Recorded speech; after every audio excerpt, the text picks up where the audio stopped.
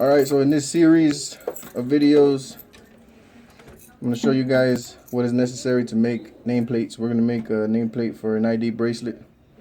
This is actually from somebody that watched one of my videos on YouTube and asked me if I could do this for them. I told him sure, send it out. Send it to me, an ID bracelet named Salinas. First, of course, you need a computer to print out the letters. Measure the plate, print out the letters, make sure they fit. They're this big because this is how the customer wants it. So if you're watching right now, man, I appreciate you. And we're gonna get started.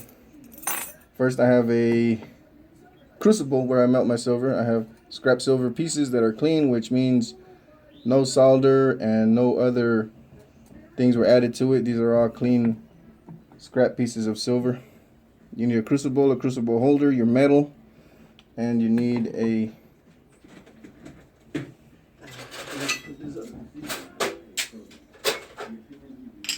little, I forgot what these are called, but to make a bar,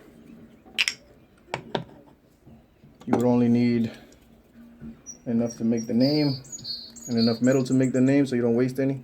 So this is how I measure it. I put it and then just close it tight to where it would be the right size. And I just clamp it together.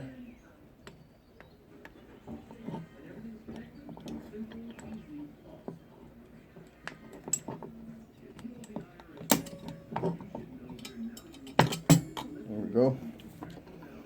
And a clamp to clamp it, basically, you would need, and then a torch to melt down your gold, borax powder to treat the crucible before you put the metal in, and then as you're melting, you pour it on there so the metal can run smoother when you're about to pour it. As always, you need a good ventilated area. I have my windows open. I got a fan in the window that I'm about to cut on right now. Got some glasses. Not the best, but glasses for when you're melting the gold. And we're gonna get started.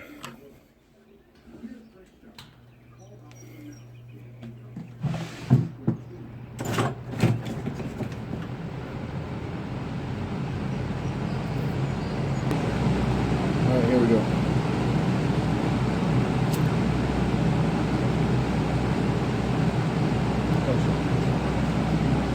Might help if I open the tanks.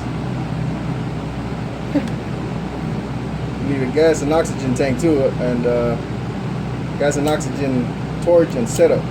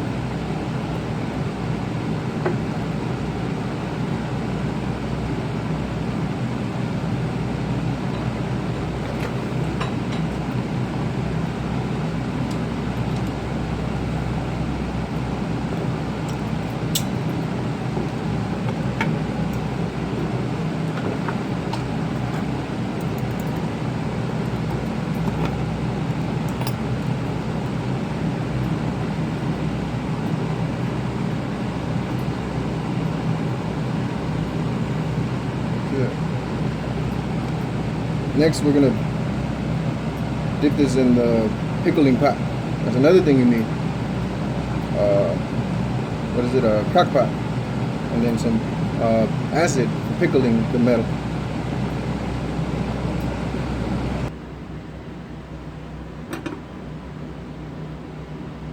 Some copper tongs. I don't have any, but this should be hot. This should be on. So basically, that's step number 1. Then you put it in the ultrasonic. This is the one I have, the Gem Moro ultrasonic, and steam it.